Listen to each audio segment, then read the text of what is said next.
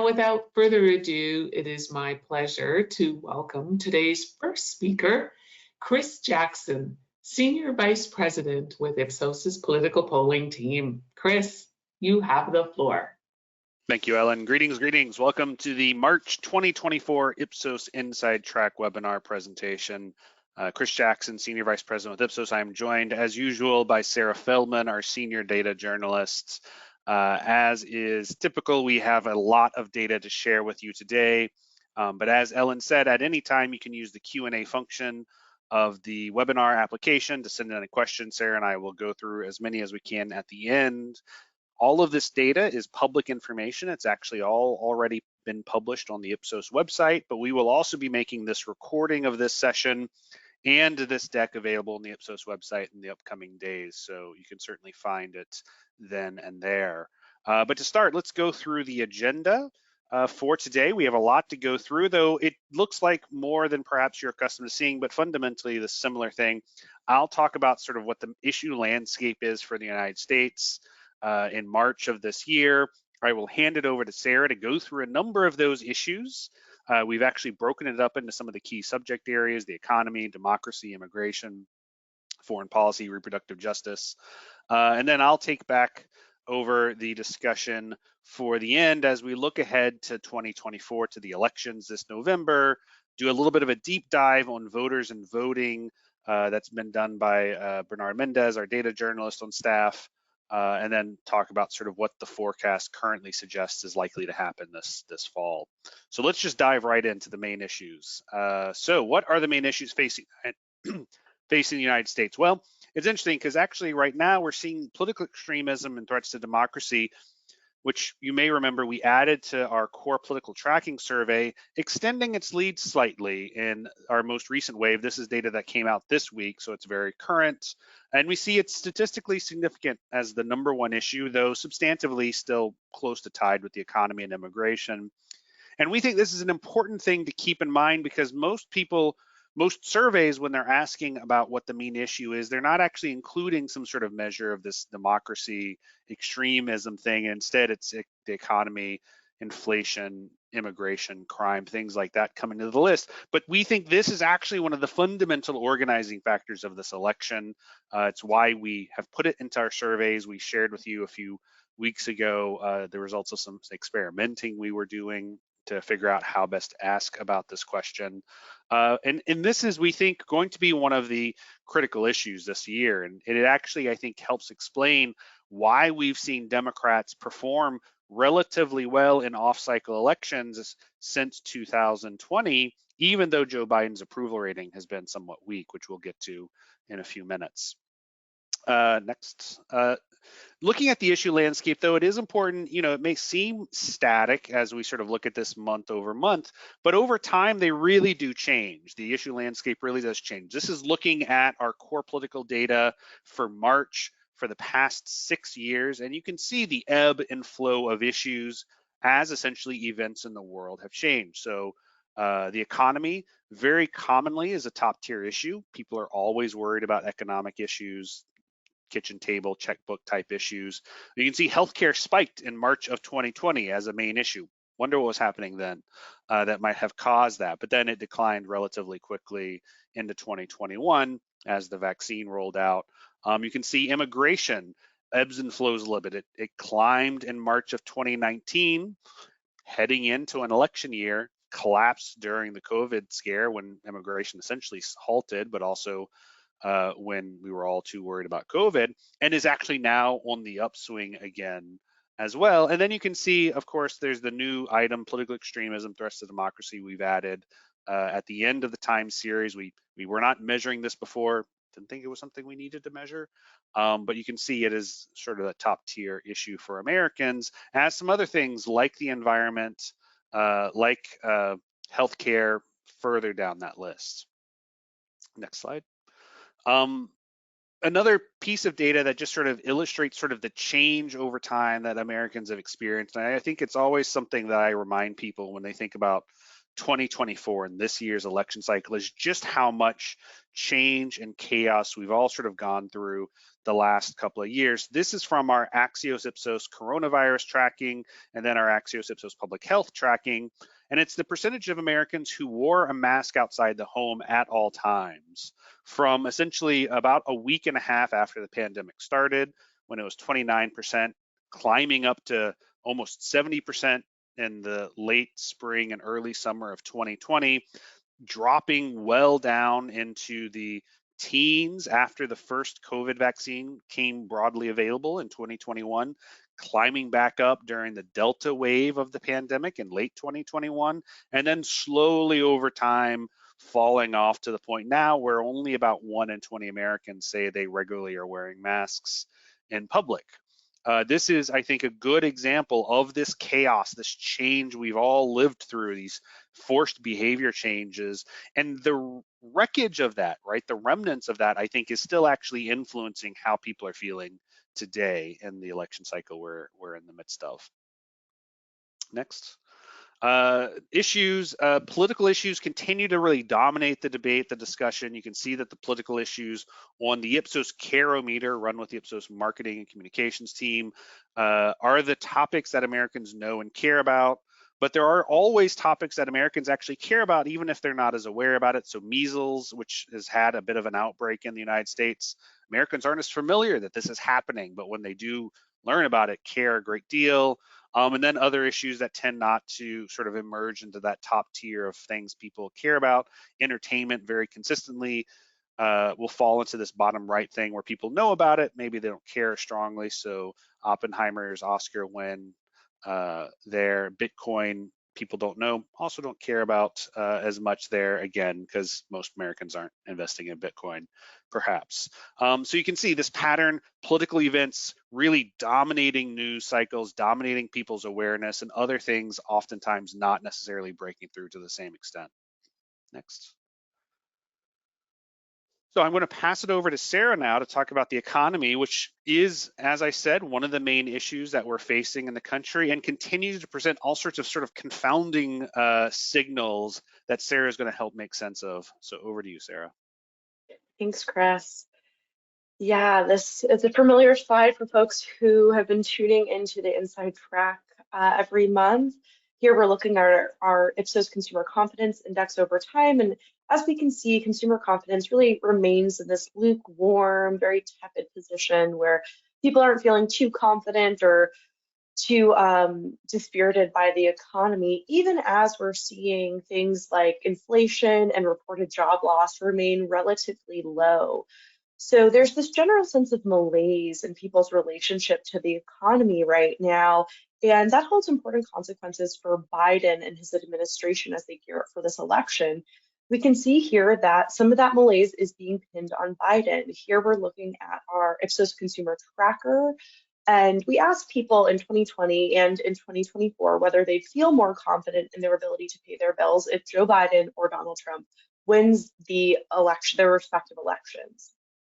In 2020, about one in four Americans said that they'd feel less confident if Joe Biden wins the election in their ability to pay their bills. Same held true for Trump at that time. But as we can see, when we re-asked this question in March 2024, that less confident number ticked up to 1 in 3 for Joe Biden, which suggests that some of that malaise we're seeing in the economy and people's perceptions and feelings about the economy is being projected out to Joe Biden. We haven't seen a corresponding change in Donald Trump's numbers during that same time. Now, who is feeling worse about the economy matters quite a bit. And as we can see that Biden is particularly struggling with his own base and their confidence surrounding the economy. Looking at that same question by partisanship, we can see about 1 in 3 Americans, 1 in 3 Democrats, feel more confident in their ability to pay their bills if Joe Biden wins in November of this year. Compare that to 3 in 5 Republicans who feel the same about Donald Trump. So there's a huge confidence gap between the two candidates, and that is really favoring Donald Trump and Republicans at this moment. So certainly a weakness for Biden, that general sense that the economy, people are feeling meh about the economy, something we've noticed and been tracking for a while. and something that's going to really matter when it comes to the election in November. Moving on to our next issue, threats to democracy. Now, this is an issue that, as Chris mentioned, is the top tier issue in our main issue battery. As we can see, looking at the same consumer tracker question, that Americans aren't feeling really confident in the strength of our democracy come November. And we can see that this election, I think, is really feeling existential for many people. About half of Democrats are feeling more confident, would feel more confident in the strength of democracy if Joe Biden wins in November. About 3 in 5 Republicans would feel more confident in the strength of democracy if Donald Trump wins in November. But that's all to say that people are only feeling confident in democracy if their side is in charge, which again suggests to me that there's this really existential feeling around the election that unless their side wins, democracy is kind of at stake. And we can see that not just in terms of the election as a singular moment in time, a discrete moment in time, but we also see that those worries and those existential worries filter in through the electoral process overall. Here we're looking at our Reuters Ipsos poll, our large issue poll we released in the past few weeks. And we can see about half of Americans are worried a presidential candidate might steal an election. Worry rises, and is a majority across partisanship are worried that a partisan state legislature will overturn the popular vote in their state to support their own candidate. So again, there's this really, if we zoom out and kind of contextualize that main issue, that main worry around political extremism and threats to democracy, we can see Americans are feeling very insecure about the strength of democracy if their side isn't in control, and they are worried about the electoral process overall. So these are big, big questions hanging over the public's mind as we move into and more thoroughly into an election year. So moving on now to the topic of immigration, a top tier concern as Chris mentioned at the top. And when we actually track concern with immigration over time, we can see that it really ebbs and flows, and it doesn't always correspond with the actual migrant encounters being reported at the border. In 2022, we can see migrant encounters spiking up while concern kind of ebbs down. So what that tells me is that the concern around immigration is really a facet of the media echo chambers and partisan worlds that many Americans are moving through. And you can see that come across really clearly when we look at that main issue question for immigration cut by partisanship. About 2 in 5 Republicans cite immigration as a main worry. Far fewer Democrats and independents feel the same. So there is this partisan tint to this issue. And overarching this issue is also conversations and longstanding trends in public opinion we've talked about at other points in time during this webinar series, like populism, like nativism, and like white grievance. So here we're looking at some data from our Reuters large issues survey, and we kind of tested some of these attitudes around white grievance. So here we asked agreement to whether white people in the US are discriminated against because of the color of their skin. We see majorities of Republicans agreeing with that, fewer Democrats, independents, and even fewer white Americans overall agree with that. So this sense, this milieu of opinion that immigration and that topic is being discussed writ large is really being framed by some of these larger trends around populism, nativism, and white grievance. It's a sense of being under attack that I think gets filtered into the public discourse around immigration and then into the public polling data that we see from there on. So moving on to our next topic, foreign policy. A lot of conflicts going on in the world right now, and to just zoom out for a second and test and see how Americans are feeling about America's place in the world, we asked Americans in this Reuters large issue survey whether they agree that America carries too much of the financial burden for protecting its allies. And we see majorities of Americans, really regardless of partisanship, agreeing with that sentiment. Republicans are a little bit more likely to than Democrats, but still majorities feeling that fatigue from America's involvement and financial involvement in its allies around the world. And that suggests to me that there's this wider, again, overarching trend towards fatigue, towards foreign policy issues, and Americans are kind of wanting to prioritize some more domestic issues over that. Now, while that is true, that sense of fatigue around foreign policy is certainly coming across in many of our different surveys. These particular conflicts get fed into our partisan ecosystem and get polarized as a result of that. And I think you can really see that here on this slide when we ask about whether Israel's military response to Gaza has been excessive. We can see that a majority of Democrats agree with that. Fewer independents and Republicans do. Now, when we ask about another major conflict in the world, the conflict in Ukraine, we can see that Republicans become a little bit more hesitant, a little bit more skeptical about US involvement in that and how they read that conflict overall, which again suggests to me there's this overarching sense of fatigue around foreign policy issues, but the partisan particulars of certain conflicts get fed into our polarized ecosystem, and then public opinion fractures around that. So important kind of dynamics to keep in mind as we think through these different conflicts in the world and how Americans are reacting to them. Now we're moving to another big topic in the news lately, reproductive justice. I know last time we talked, we had just actually come out with some polling with Axios surrounding the Alabama IVF ruling. And I think this slide really illustrates the way that reproductive justice issues can act as a wedge issue for Republicans while really unifying Democrats and independents. So when we ask about support for considering frozen embryos as people and holding those who destroy them legally responsible, we can see that most Americans don't support that, most independents and most Democrats don't as well, while half of Republicans do. So, this issue really divides Republicans and, to the benefit of some electoral outcomes for Democrats, and has been really employed as an electorally effective strategy in off-year elections. So while abortion is certainly and reproductive justice issues aren't an overall main issue, it can be employed in these really effective electoral strategies for Democrats and is an important space to watch. And I think you can really see that kind of trend encapsulated here when we look at attitudes towards abortion over time and abortion legality over time. Overall, in the past 5 years, Americans have grown more accepting of abortion legality.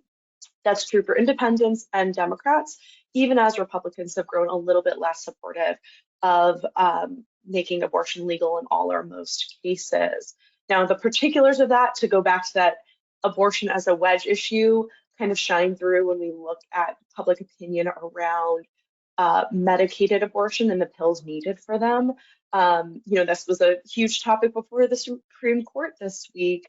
And when we look at the public opinion around it, we can see that most Americans oppose state level efforts to restrict access to the pills needed for medicated abortion, with a fair majority, about 51% of Republicans opposing this, and decisive majorities of Americans and Democrats overall opposing this. Now, when we get into the particulars of distributing abortion pills, we see some nuance in the data.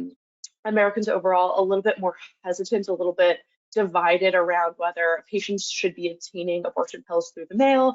There's more support overall among Americans writ large, Democrats, and also a majority of Republicans for patients obtaining abortion pills at a clinic or in a doctor's office. So again, to zoom out, abortion, not a top tier issue when we compare it to things like political extremism, the economy, or immigration, but have been really an important issue when it comes to the electoral success of Democrats in off-year elections, and a wedge issue for Republicans overall, which really comes through in all of our public polling data around the topic. So important space to watch as we head into 2024. And with that, I will kick it over to Chris, who will walk us through our 2024 updates. Thank you, Sarah. So yes, 2024, the election is quickly approaching. We are basically through the primaries. Donald Trump and Joe Biden have all but won their nomination. All that really is remaining is the conventions, which will be held this summer to ratify the decisions. So what do we see? Next slide. Well, first is Joe Biden's approval rating, which we always talk about as the key metric for understanding the context of the election. Joe Biden, the president, has and continues to have a relatively weak overall approval rating. Underwater, that is, his negative numbers are higher than his positive numbers. However, we have seen a trend, an improvement trend in his numbers in the last wave, up to 40% from 37% last month. And that is actually something we're seeing across a number of different polls. So I think it's probably real and not just sample noise. But it still puts him in a pretty bad position overall. I think an incumbent president at 40% is basically a coin flip to win re-election. And you would like, as the incumbent, to be better than a coin flip. You'd like your odds to be sort of stacked in your favor. As you may remember from some previous Inside Track editions, we do typically see the incumbent president gain 5 to 8 percentage points across the course of a campaign. So if that were to happen, we could see Joe Biden get up to maybe 45% or so approval rating, which would put him in a little bit more secure territory. And it remains to be seen if this improvement trend we're just seeing the beginning of is the beginning of something prolonged, or is just a little bit of a blip and it doesn't actually mean his approval numbers are on a really decided upswing. But until he gets to about 45%, I wouldn't necessarily think it suggests that he's really broadened his base of support. Next. The ballot, the survey poll questions of the horse race between Donald Trump and Joe Biden essentially are showing a tie, though depending on which survey, it bounces around a little bit. This is from our most recent Reuters polling from earlier this month. And we have Donald Trump and Joe Biden statistically tied 36 to 34 among all Americans, with 10% saying that they'd vote for someone else, 20% just saying that they wouldn't vote or don't know altogether. When we actually explicitly put RFK Jr. into that ballot, we see Biden and Trump's numbers fall about the same amount, the same level rather, while RFK Jr. gets 16% rather than the 10% in the generic other. I think this does not represent RFK likely to get 16% this fall, but it does represent a significant number of Americans who are unhappy with the options in front of them. Indeed, from an ABC News poll that we did a few weeks ago, we asked favorability of Trump and Biden, and the plurality of Americans, 40%, said that they didn't like either of them. 1% of Americans said they liked both of them. I'd like to meet those folks. I'm not sure who they are. With only about 30% saying they liked Trump and not Biden, or Biden and not Trump, respectively. But again, big chunk of Americans who are unhappy with their choices. Now, what's driving that? Well, for Biden, it appears to be Americans saying that they're supporting him because they think Biden is good for our place in the world. That seems to be a driving factor, which is a little bit different than Donald Trump. The next slide, please, which is more driven by a mix of things, of Trump's record, Biden being perceived as a threat among Republicans. So it is a little bit interesting. Now, this is a little different than some other poll data we've seen, though, which suggests Donald Trump himself is really the key driver, both for and against him. Democrats voting against him, Republicans voting for him, more so than even Biden. I think that's because we have this very weird scenario where we essentially have two incumbents running against each other. It's not the incumbent president versus the challenger. It's the current president versus the former president, and the former president, Donald Trump, is adept at making himself the main character of any particular moment in time. Very good at keeping the media focused on him. And I think that's part of the reason why the president isn't really the main character of the election, despite normally that being the case, and Donald Trump perhaps will be. Next slide. Speaking of Donald Trump and his ability to keep focus, the legal trials he's facing continue to be a big topic of conversation. They don't necessarily look like in our public data that they're going to drive a lot of change in attitudes towards Trump. However, it does look like it has a marginal impact. About a third of Americans say it would make them less likely to support Trump. Now, that third is mostly Democrats, but there are a number of independents and Republicans. And given how we expect this to be a very closely fought election, even minimal, 1 in 10 losses could be catastrophic to Trump's chance to win the election. So I think, his legal team's efforts to delay the trials until after the election are will be very impactful to the ultimate results, because I think a conviction will be damaging for him. Maybe not, half of Americans are going to say they're going to vote for him, damaging, but damaging nonetheless. But Americans aren't really viewing the cases terribly different. Now, he is facing 4 separate indictments, 4 separate trials for a range of issues. But you can see from the survey data, and this is from a Politico magazine survey we released earlier this month, that Americans aren't really evaluating them very differently. You see very similar numbers across each of them if they believe Trump is guilty of the crime, which suggests to me that it doesn't really matter which case goes first or which case a conviction happens in. They are all sort of wrapped together in the public imagination. Next. The other issue, of course, when we talk about the main issue is because the candidates are seen as relatively weak or strong on those issues, and depending on what the main issue is, suggests which candidate has sort of the strength in the public imagination. We see a very stable sort of set of issues. Trump is stronger on law enforcement, crime, immigration issues, things like that are areas where Trump is sort of seen as stronger. He also has an advantage, generally speaking, on the economy, whereas Biden is seen as stronger on social issues, issues about climate change, abortion access, things like that. So again, depending on sort of which way the election goes, it will have an impact on who's seen as stronger. And I think with the democracy and extremism, which isn't on this slide, we do see Biden as stronger on that issue right now as well in our polling. And if that continues to be the main issue, it does suggest that Biden has a small advantage in that space. Next. So now I want to share with you a little bit of a deep dive into voters. Next slide. And what we're seeing with the electorate. So this is a comparison of the 2024 electorate with how they say they voted in 2020. Next. And what we see here is that the large majority of Americans are very consistent in how they say they plan to behave.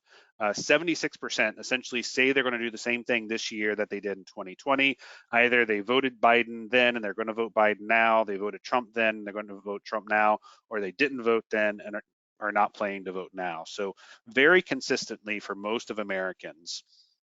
Very few Americans, on the other hand, fit into this category that is popularly referred to as swing voters. These are people who switch from supporting one candidate to the other. In our data, it's only 1.5%, 1.4%, that are changing their support.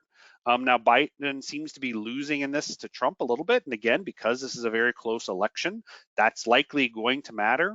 But it's something that I think is worth keeping in mind, that when you see all of this coverage about swing voters, people changing their mind, we're really not talking about a lot of Americans. It's actually very few Americans. Instead, the group that actually is probably more substantive and more important to think about, next slide, is the group of people who are really deciding if they're going to vote or not.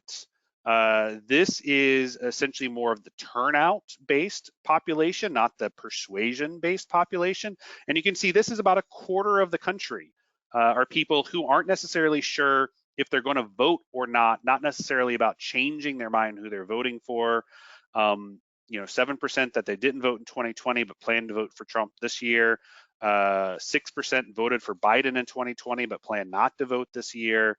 6% didn't vote in 2020 but plan to vote Biden. 4% voted Trump but don't plan to vote this year. And I think these actually sort of tell the story about what's happening in the overall polling, because really, next slide, what we're seeing is that Donald Trump is doing better, holding on to his base from 2020 and pulling in some additional support from some people who didn't participate last year versus Joe Biden. I think this is partially because of Joe Biden's weak approval ratings, which themselves are a factor of COVID pandemic hangover, the economy and inflation, all of the foreign conflicts just sort of generally wearing people out, and just the fact that he's the incumbent and sort of is held responsible for stuff whether he controls it or not. So we can see Trump is holding on to 86% of his voters in 2020 versus Biden only holding on to 80% of his voters. these numbers, these 6% difference, is a big part of that difference we're seeing in the top line standing of Trump and Biden in polling right now. Next slide. And among the people who didn't take part, this is the other piece, we're seeing Donald Trump is pulling in more new voters than Biden is, 22% to 17%. And that too is an important thing to keep in mind, that essentially right now, at least among people who didn't take part in the last election, some of which are people who've aged into the electorate, right? People who were younger than 18 in 2020, but also people who just didn't vote, because in 2020, almost a third of the country did not actually take part. So there's actually a big chunk of Americans out there who are potentially eligible to vote who did not take part. Now, most still say they're not planning to vote, but you can see Trump is stronger right now with this cohort as well. So you combine that together, he's holding on to his base, he's bringing in some new voters. That's why Trump is stronger in a lot of the polls we're seeing at both at the national and the state level. Next slide. Then looking at the demographic of the electorate tells you a little bit about what to expect in the future. So this is a projection. This is people who say they're certain to vote. Maybe they actually vote, maybe they don't. People are not great at predicting their own behavior, but it does follow a relatively typical pattern where we see, particularly if you look at age, education, and income, the electorate, that is the people who are taking part in the election, tend to be older, tend to be more highly educated, tend to be more affluent, also tend to be more likely than not to be white, less likely to be a minority voter. And these are the groups that actually have outsized power in the election because they're taking part. And indeed, in lower turnout elections, these groups have even more influence because even fewer of the minority, younger or less affluent voters will take part. Indeed, next slide, we can actually see this play out in sort of the polling data. This is again that same head-to-head matchup I showed you earlier, but also now on the right showing just among people who say they're completely certain they're going to vote in the election. You can actually see Biden is slightly ahead, again statistically tied, versus being slightly behind with all Americans. And this is really just because of who's supporting Biden being more likely to be a likely voter than those Trump voters. Next slide. And we can see this depicted here. This is showing from left to right, people less likely to say they're voters to more likely to say they're voters. And then up and down is how much they lean Biden versus Trump. And you can see among the groups that are most likely to vote, they lean Biden. Among the people sort of in the middle, they lean Trump.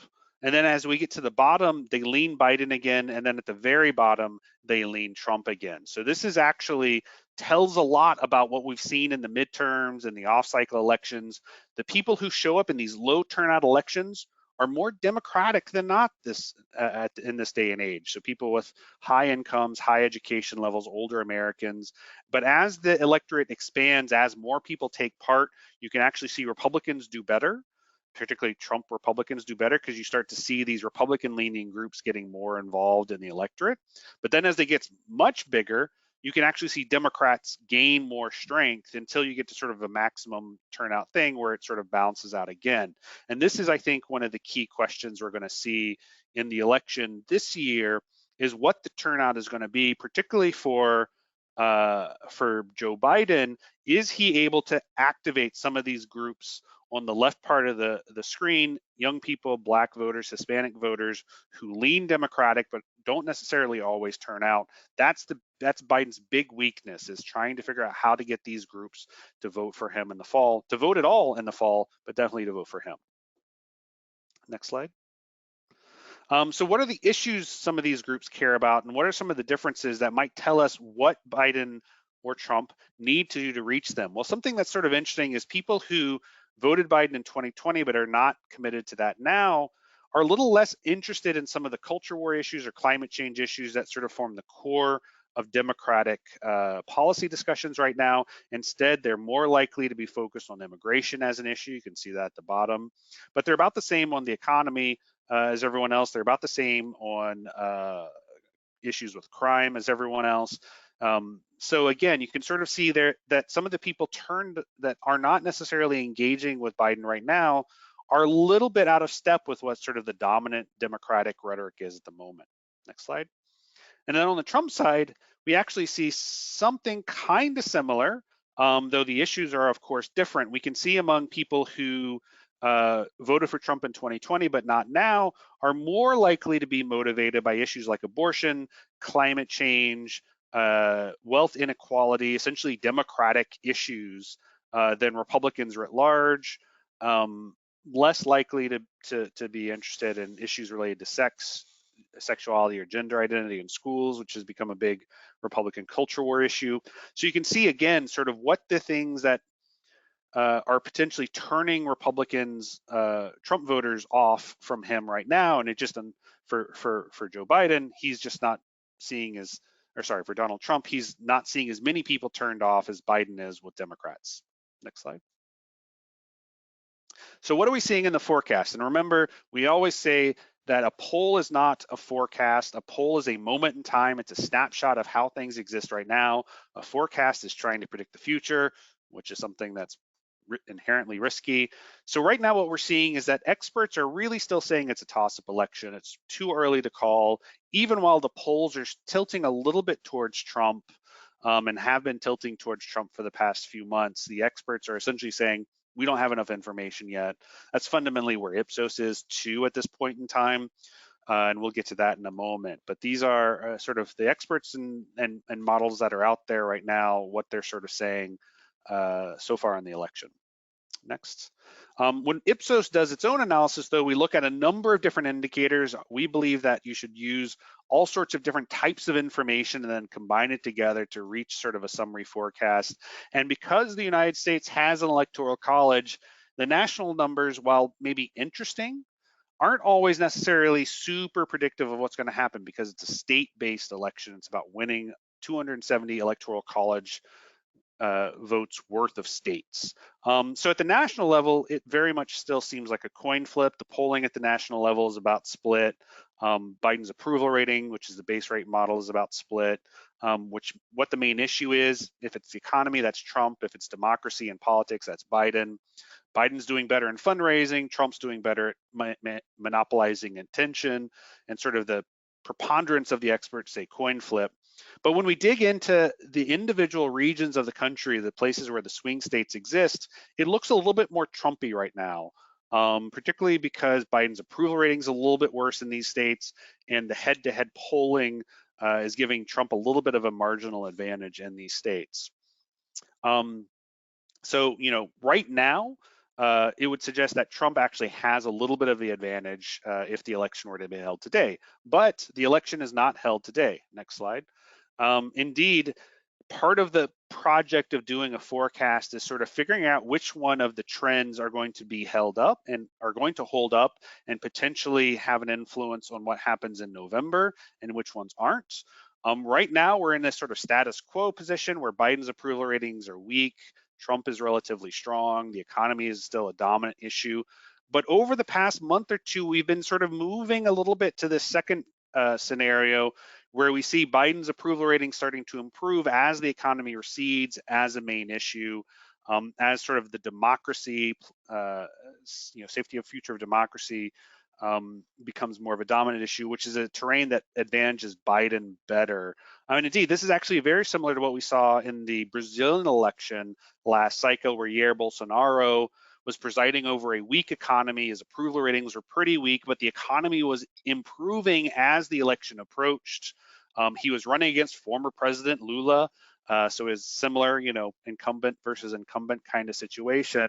And a couple of months out, it looked like Lula, the challenger, was going to win easily. But because the economy kept improving, by the time the election rolled around, it was actually within a few percentage points. And Lula ended up ultimately winning, but only about 2%. And honestly, if the election had been a month later, with how the economy was improving, Bolsonaro might likely would have won that election. So we're seeing something similar here, but I think the economy has started improving a little bit earlier, which is why it is quite possible that by November, Biden will be in the stronger position. But the thing to always remember is there are unanticipated events that happen. We have two elderly candidates running against each other. In 1 in 3 past US presidential elections, something has happened in the election year that was unforeseen at the start of the year that substantially impacted their relative standings, things like the pandemic in 2000 and 2020. So, always be aware that things may change due to outside forces, and it's hard to handicap what that would look like unless you actually know the events. So right now we're in a status quo place. Trump would win today. In the future, we're moving towards maybe a more Biden-y group, Biden-y scenario, but it's still too early to say if that's the case. Next slide.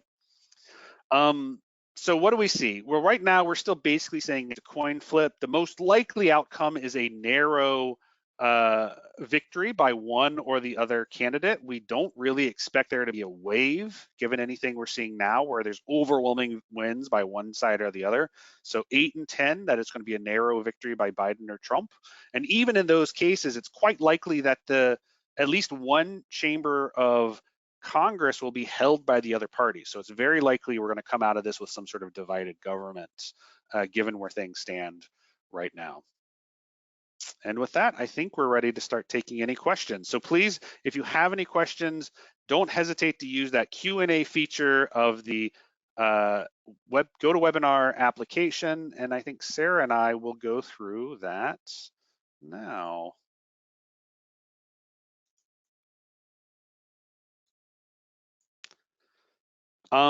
First question, does using the term political extremism in the title for democracy issues prime Democrats more than Republicans to report it as important? Yes, a little bit, but we've actually seen that Republicans think that Democrats are extreme just as much as Democrats think Republicans are extreme. So there is actually some symmetry in how the issue is being used. But it is something that Democrats generally are saying is a bigger issue, whereas Republicans are more likely to say things like immigration is their top tier issue. So yes, I think the term itself does have a little bit of a priming effect, but we did experiment with a bunch of different terms, and it was sort of the challenge of having something so vague that nobody actually paid attention to it. Like if you just say democracy, people are like, whatever. With having something that is specific enough for people to respond to, and this was sort of the compromise that we found. The media keep reporting that age is a key issue in the election, especially for Biden, but it doesn't even show up as an issue in your tracking. What do you think about that? Sarah, do you want to take the age one? Sure, yeah. I mean, we have done a number of polls, in particular with ABC News around the Her report, which found that, Americans feel that both Biden and Trump are too old to be running for re-election. Democrats are a little bit more critical of Biden and his age than Republicans are towards Trump and his age. So we see that as a bigger issue with Biden and his base than Trump and his own base. But we've certainly done a number of polling about it. Happy to send along those top lines and releases if you're interested in looking into it a little bit more. Yeah, and what we've seen in a lot of our research is that age is oftentimes a reason people give to sort of justify other complaints or objections they have. But it's very rare that like someone would vote for Biden, but they're going to vote for Trump just because of Biden's age. It's much more likely to be like someone who may or may not vote, saying that that age is the reason, or someone who is always going to vote Trump saying that Biden's age is a problem. It doesn't appear to actually be strongly connected to any changes in perception or behavior. Let's see. You showed partisan tabs for Democrats versus Republicans viewing Trump or Biden as a threat to democracy, with Biden indexing higher among Republicans. How do the candidates index among total voters? Yeah, that's interesting because it depends on exactly how the question is asked. You see different results. So we have our matchup, like which candidate is better on protecting democracy, and Biden scores higher than Trump by 7 or 8 percentage points. However, in that question specifically, we actually see Biden is said as being worse for democracy because it's sort of done in isolation, right? Is Biden good or bad for democracy? Is Trump Biden good or bad for democracy?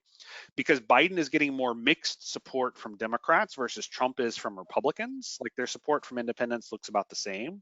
So what's essentially happening is Trump has more unified Republican support than Biden does Democratic, and that leads to Trump's numbers being a little bit stronger overall, even though their support with the other party or with independents looks almost exactly the same. And this is fundamentally Biden's big picture trouble, is he is not doing a great job holding together the Democratic coalition, his 2020 coalition. He's losing big chunks of them right now. I mean, 20%, not big chunks of them. And he needs to regain them in order to have a chance of winning this fall. And I think that's the big thing that we have to watch for over the next 7 months.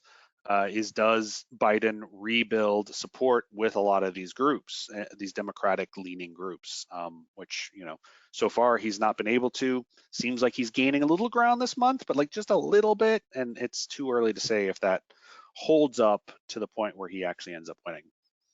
I think if the economy continues to improve, he probably does, because the economy is, we have seen with some of these groups he's losing that the economy is a big issue, but you know, things like Israel and Gaza are going to continue to be a headache for him.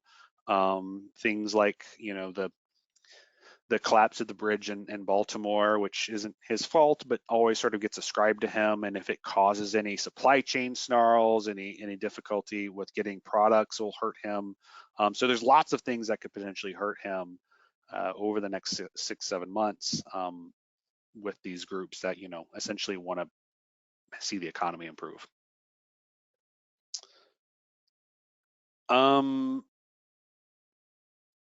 Operational thing about the closed caption, yeah, we'll need to work on sort of getting that set up so that it shows a little bit cleaner, doesn't overlap the axes. We'll work on getting that done. Here's a question, Sarah, for you. Any generational differences in views on the main issues, and any views on what youth turnout might look like? That's a great question. Yeah, we see some differences as it relates to the main issue and generational differences. We see young Americans a little bit more concerned about things like climate. And yeah, I think to Chris's point about bringing in the 2020 coalition for Biden, that is a big question for youth turnout, is whether Biden can energize young voters to show up in 2024, and that'll be on his ability to deliver on some of the issues that they matter most. You know, as we know, overall, the candidate that does best on the main issue ends up winning about 85% of the time. So that kind of dynamic really matters for these subgroups like young Americans as well. So how Biden's able to deliver on things like climate, student loans is another big issue that isn't on our main issue battery, but we see that as a big problem for young Americans as well. You know, countering that kind of general malaise that we've talked about on many other different parts of our survey, and energizing younger Americans to vote for him is going to be a big difference in who turns out to vote in November. Yeah, young groups never turn out at high rates as older groups do, but they do vary a lot from election cycle to election cycle. So there's sort of a high watermark for young voters in the 2008 election with Obama. You know, lower levels in 2016 of younger voters, relatively speaking, relatively high numbers in 2020. And I think, yeah, that, as Sarah said, that's a key constituency that Biden needs to figure out how to turn out. And it's not like, you know, 100% of American voters under the age of 30 are going to turn out to vote. It's usually closer to 50%, but, you know, getting closer to 50 rather than 30% will be a big deal for Biden and Democrats. Which takes us to the next question. If we split out the likely congressional results in November, understand that Republicans will likely take the Senate while Democrats are likely to take the House. Will that impact people's voting in the presidential election? Will people essentially do strategic voting based on those sort of understandings? Most research suggests that it usually goes the other way, that presidential preference feeds into congressional preference, not vice versa. Though occasionally it happens. You know, I do think that what happens in the House and the Senate is going to be very closely tied to the presidential results. We've seen that all of the federal elections have been nationalized to some extent, though congressional districts, are so much also about how the district is drawn. Is it very conservative? Is it very liberal, very Democratic and Republican? Making a big difference, but be inside that, they can sort of, if we see Biden running well ahead of where he did in 2020, Republicans are going to have a harder time taking the House, or holding the House rather. They actually have the House now. The Senate is really a function of which states are up. Because remember, only about a third of senators face election every 2 years. The map this year is more Democratic seats are exposed in competitive states, which is why people think that Democrats are likely to lose the Senate. But candidate quality also is going to matter a great deal, because what we've seen is that particularly for Republicans, the candidates they put forward has a big impact in the election. So if you think back to the Georgia elections in the last midterm cycle, Herschel Walker was a sort of a MAGA Trump-aligned candidate for Senate. And then Brian Kemp, the governor, the incumbent governor, much more of a sort of traditional Republican. And Kemp ran almost 10 points ahead of Walker in the state, easily winning re-election, while Walker barely lost his race for the Senate. And we saw that in a number of other states where more mainline Republicans sort of had victories, whereas sort of more MAGA Republicans suffered defeats. And I think that's the big question as we're sort of going into the rest of the year, is which ones are winning the primary fights for the Republican Party, the MAGA candidates or the sort of traditional Republican ones. So far, it seems more MAGA-y than not, and that has not been good for Republican chances, because I do think if there are strategic voters, they're anti-Trump former Republicans, people who used to be Republican, who are sort of anti-Trump, which is 5% maybe of the electorate, who essentially would want to vote Democrat, or would want to vote Republican rather, if that was an option for them, and if they had a mainstream Republican or traditional Republican option on the ballot, would potentially do so. So yeah, I think candidate selection over the rest of the year are going to be very important to what ultimately happens in the Senate and the House. Sarah, I'll let you have this one because it's kind of fun. In your opinion, what are the chances of Biden bowing out at the Democratic convention and handing the reins and the race over to someone else to finish the job? Wow, that is what a dramatic proposition. That would make for a very spicy convention in the summer. That seems, at least from this vantage point, pretty unlikely. I mean, he has been running a campaign. He hasn't indicated that was something he's going to be bowing out of and taking control over. And more to the point, though, I think what would be important if that was something that would happen is that we do see that there are benefits to incumbency. There's electoral benefits that are built into incumbency. And so should Biden bow out during the convention and pick someone else as his successor, we would see potentially a bigger uphill battle for that successor in the back half of the election year. There's a lot of struggles that successors have. I mean, you can think about different electoral scenarios that have happened recently, like Obama to Clinton in the 2016 election, Clinton to Gore in 2000.